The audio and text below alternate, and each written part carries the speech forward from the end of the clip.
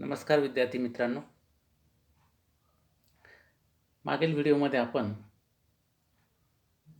मराठी भाषिक संज्ञापन कौशल्य म्हणजेच MIL या अभ्यासक्रमाचा परिचय आणि अभ्यासक्रमाची उद्दिष्टे समजावून घेतली. आज आपल्याला या अभ्यासक्रमातील घटक क्रमांक 2 लोकशाहीतील जीवन व्यवहार आणि प्रसार माध्यमे या अभ्यास घटकाचा विचार करायचा आहे. सर्वप्रथम आपल्याला माहिती आहे की लोकशाही म्हणजे लोकांनी लोकांसाठी लोकांकरता चालवलेले राज्य. भारतीय राज्यघटनेमध्ये सर्वांना समान अधिकार आहे. कुणाचाही अधिकारावर कुणी गदा आणू शकत नाही किंवा अधिकार हिरावून घेऊ शकत नाही. म्हणजेच प्रत्येकाला आपल्या मनाप्रमाणे जीवन जगण्याचा अधिकार आहे. परंतु या लोकशाही शासन व्यवस्थेमध्ये आपल्याला काही नियमांचं पालन देखील करावं लागतं. आपण नेहमी म्हणत असतो की माणूस हा समाजशील प्राणी आहे. समाजाशिवाय तो राहू शकत नाही. समाजातील रूढी, परंपरा, मानदंड, नीतिमूल्य यांचे पालन त्याला करावे लागते आणि समाज विरोधी एखादी कृती किंवा एखादं कृत्य आपल्याकडून घडलं की त्याच्याबद्दल आपल्याला शासन मिळतं. म्हणजेच लोकशाही व्यवस्थेमध्ये किंवा शासन व्यवस्थेमध्ये आपल्याला या सर्व गोष्टींचा विचार करावा लागतो. मग आपण समाजामध्ये जीवन जगत असताना जे काही सण, उत्सव, परंपरा आहेत ते साजरे करत असतो. त्याचप्रमाणे आपल्या जीवन व्यवहारामध्ये एक वेगळं स्थान त्यांना असतं. त्याच पद्धतीने कुटुंब ही मुलाची पहिली शाळा असते असं म्हटलं जातं.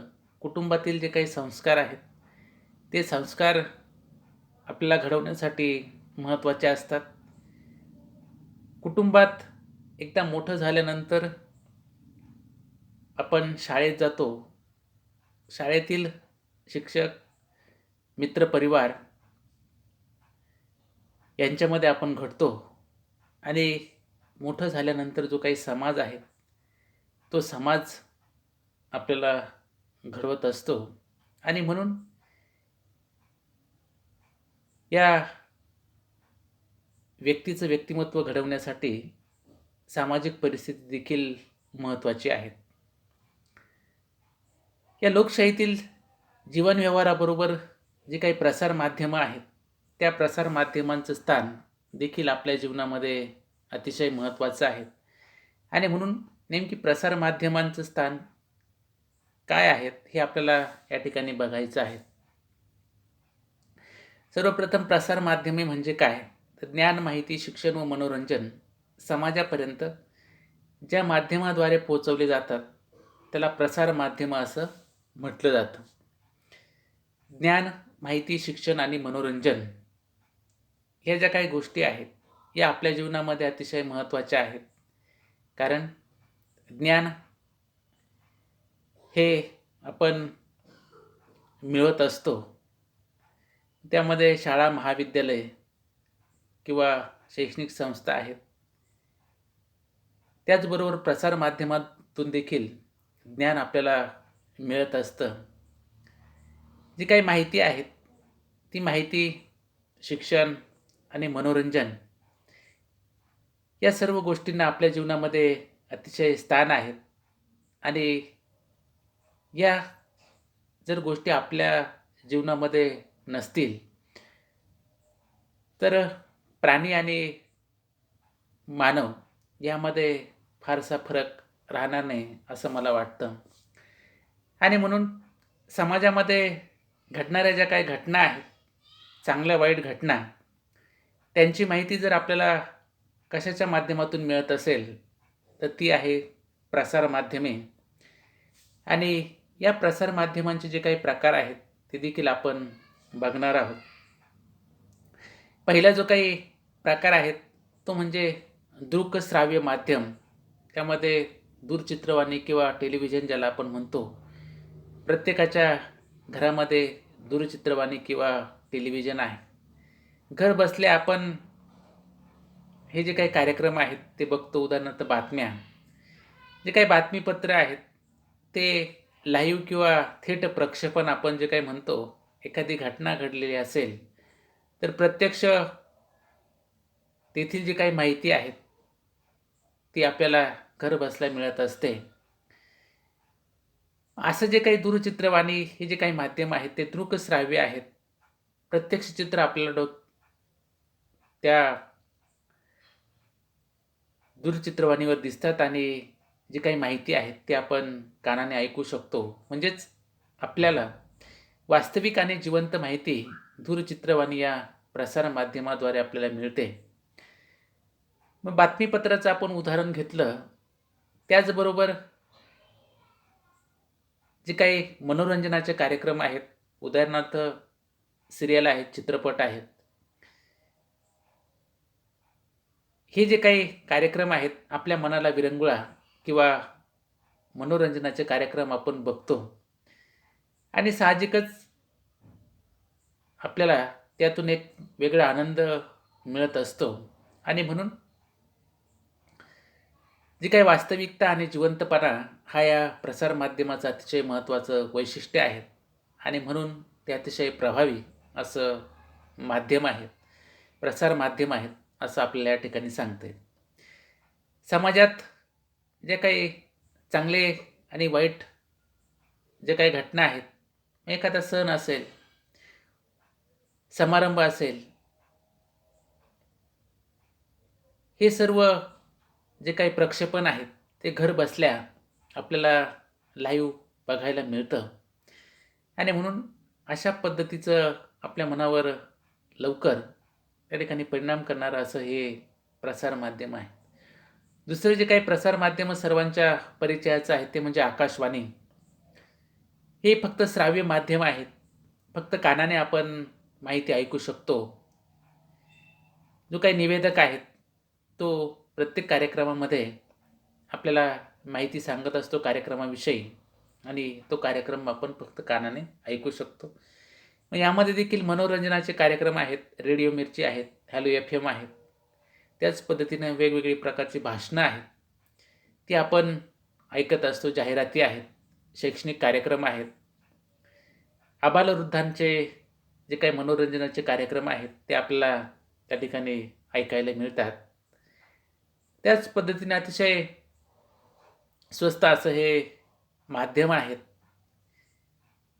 आणि त्याचा आपण त्या ठिकाणी माहिती, ज्ञान, शिक्षण आणि मनोरंजनासाठी वापर करू शकतो. पुढचं जे काही माध्यम आहेत ते म्हणजे मुद्रित. मुद्रित याचा अर्थ छापणे किंवा छापील जे काही माध्यमं आहेत, त्यामध्ये वृत्तपत्र आहेत, मासिके आहेत, नियतकालिके आहेत. जी वृत्तपत्र आपण वेगवेगळ्या प्रकारची वृत्तपत्रे वाचतो. उदाहरणार्थ सकाळ आहेत, लोकसत्ता आहेत, लोकमत आहेत, गावकरी आहेत. या वृत्तपत्रांमध्ये महत्त्वाचा भाग म्हणजे ज्या काही बातम्या आहेत, हेडलाईन्स आपण ठळक बातम्या वाचतो. त्याच पद्धतीने आतील पानांमध्ये किंवा पुरवणीमध्ये छोट्या जाहिराती असतात. नोकरीविषयक जाहिराती असतात किंवा जे काही वेगवेगळ्या प्रकारची उत्पादनं आहेत, त्या उत्पादनांच्या जाहिराती आपल्याला बघायला मिळतात. वृत्तपत्राच्या बाबतीत सगळ्यात महत्त्वाचा भाग जर सांगायचा झाला तर वेगवेगळ्या प्रकारचे लेख, साहित्यिक असेल, शास्त्रज्ञ असतील, यांची जी काही लेख आहेत ती आपल्याला वाचायला मिळतात. ती जर आपण कात्रणं काढून ठेवली तर दीर्घकाळ आपल्याला ते स्मरणात राहतात किंवा वाचता येतात. त्याच पद्धतीने जे काही नोकरीविषयक जाहिराती आहेत, त्या जाहिराती आपल्याला वृत्तपत्रांमधून बघायला मिळतात. विशिष्ट असे शैक्षणिक पात्रताधारक विद्यार्थी त्या जाहिरातींच्या माध्यमातून त्यांना नोकरी मिळू शकते किंवा ते ॲप्लिकेशन त्या ठिकाणी करू शकतात. त्याच पद्धतीनं जी काही माहिती आहे, ती माहिती आपल्याला वृत्तपत्रांच्या माध्यमातून गावातील, खेड्यातील, तळागाळातील जे काही बातम्या आहेत, त्या अतिशय सविस्तरपणे बघायला मिळतात किंवा वाचायला मिळतात. वृत्तपत्रांमध्ये देखील जे काही छायाचित्र किंवा फोटो छापलेले असतात, त्यामुळे वृत्तपत्रांचा चेहरा अतिशय बोलका झालेला आहे. एखादी घटना घडलेली असेल, तर तिथे त्या घटनेचं जे काही छायाचित्र आहेत, ते आपल्याला वृत्तपत्रांमधून बघायला मिळतं आणि त्याची माहिती आपल्याला वाचायला मिळते. त्याच पद्धतीने जे काही मासिके आहेत, नियतकालिके आहेत, ही नियमित छापली जातात. त्यातून जी काही माहिती आहेत, मग तरुण असतील किंवा स्त्रिया आहेत, आरोग्यविषयक किंवा इतरही माहिती मासिक किंवा नियतकालिकांच्या माध्यमातून आपल्याला मिळत असते. दर्जेदार असे जे काही साहित्यिक आहेत, ते आपले लेख त्या ठिकाणी छापत असतात. पुढचं जे काही माध्यम आहे ते म्हणजे समाज माध्यम. समाजामध्ये ज्या माध्यमाचा सर्रासपणे आणि अतिशय वेगाने वापर, माहितीची देवाणघेवाण होते, ते म्हणजे WhatsApp, Facebook, Twitter. कुठली जी काही घटना आहेत, ती 1 सेकंदामध्ये आपल्याला समाजापर्यंत पोहोचवण्याचं काम ही समाज माध्यमं करतात. कारण जो काही समाज आहे, या माध्यमांद्वारे एकमेकांशी जोडला गेलेला आहे. म्हणून कुठलीही घटना ही लपून राहू शकत नाही किंवा ती आपल्याला माहिती होऊ शकत नाही, असं घडत नाही.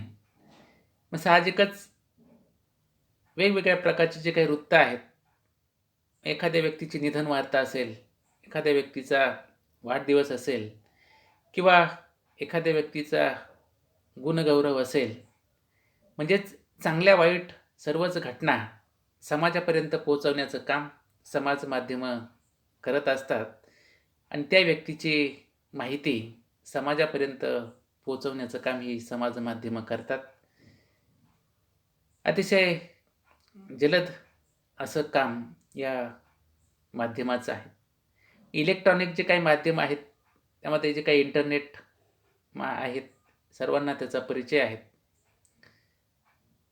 इंटरनेटच्या माध्यमातून सर्व जे काही ऑनलाईन कामं आपण करतो घर बसल्या, ॲडमिशन फॉर्म असतील किंवा शिष्यवृत्तीचे फॉर्म असेल किंवा कुठले ॲप्लिकेशन आपल्याला वेबसाईटवर गेल्यानंतर त्या ठिकाणी ते करता येतात किंवा भरता येतात आणि म्हणून अतिशय जलद अशी कामं या ठिकाणी इंटरनेटच्या माध्यमातून ऑनलाईन होतात, जे आपण कोविड-19च्या काळामध्ये अनुभवलेले आहे. म्हणजेच ही जी काही माध्यमांचा जर आपण विचार केला, तर ही प्रसार माध्यमं ही लोकशाही शासन व्यवस्थेमध्ये सर्वच जणांना त्याचा उपभोग घेण्याचा अधिकार आहे. परंतु एका विशिष्ट चाकोरीमध्ये आपल्याला जीवन जगावं लागतं. जे काही समाजाने घालून दिलेले जे काही नीतिमूल्य आहेत, त्यांचं पालन आपल्याला करावं लागतं. जर एखादी वाईट घटना किंवा कृत्य आपण समाजविघातक असं कृत्य केलं, तर या प्रसार माध्यमातून ते समाजापर्यंत पोहोचवण्याचं काम अतिशय जलद रीतीने होतं. दोन्ही प्रकारची कामं प्रसार माध्यमातून होतात, जे मी सांगितलेलं आहेत, की एखाद्या व्यक्तीने चांगलं कार्य केलं असेल तर त्याचा गौरव होतो. त्याच पद्धतीने त्याच्याकडून वाईट कृत्य घडलेलं असेल तर समाजातून त्याचा प्रसार देखील होतो आणि त्या कृत्याबद्दल त्याला शिक्षा देखील होते. म्हणजेच समाजात घडणाऱ्या ज्या काही घटना आहेत त्या या प्रसारमाध्यमांपासून लपून राहू शकत नाही, हे अतिशय महत्त्वाचं आहे. आणि म्हणून प्रसारमाध्यमांचा जो काही भीती आहे ती सर्व समाजातील सर्व थरातील लोकांपर्यंत आहेत. कारण एखादी साधा रस्त्यावर अपघात जरी झाला तरी दुसऱ्या दिवशी प्रसारमाध्यमांवर ती बातमी येत असते की अमुक अमुक महामार्गावर अपघात झाला. किंवा समाजात आपण बघतो की जे काही अत्याचार आहेत, बलात्कारासारखे जे काही घटना आहेत, यांचं जे काही प्रक्षेपण आहेत, ते प्रसारण आहेत, ते समाज माध्यम किंवा प्रसार माध्यमातून समाजापर्यंत पोहोचवण्याचं काम त्या ठिकाणी केलं जातं. सामाजिक, शैक्षणिक, राजकीय, सांस्कृतिक सर्वच थरातील ज्या काही घडामोडी आहेत त्या प्रसारमाध्यमातून समाजापर्यंत पोहोचवण्याचं काम त्या ठिकाणी केलं जातं. आणि म्हणून मी सुरुवातीलाच सांगितलं की लोकशाहीमध्ये जरी आपल्याला आपल्या मनाप्रमाणे जीवन जगण्याचा अधिकार असला तरी सामाजिक जे काही चालीरीती, रूढी, परंपरा, मानदंड यांचा पगडा आपल्यावरती कायम आहे. आणि त्यामुळे एक विशिष्ट प्रकारचे चाकोरीबद्ध जीवन आपल्याला जगावं लागतं. त्याच पद्धतीने जे काही नीतिमूल्य आहेत त्या नीतिमूल्यांचं आचरण आपल्याला करावं लागतं. आणि म्हणून शाळा महाविद्यालयामध्ये शिकत असताना जे काही नीतिमूल्य आहेत त्याचं शिक्षण आपल्याला दिलं जातं. आणि लोकशाही शासन व्यवस्थेमध्ये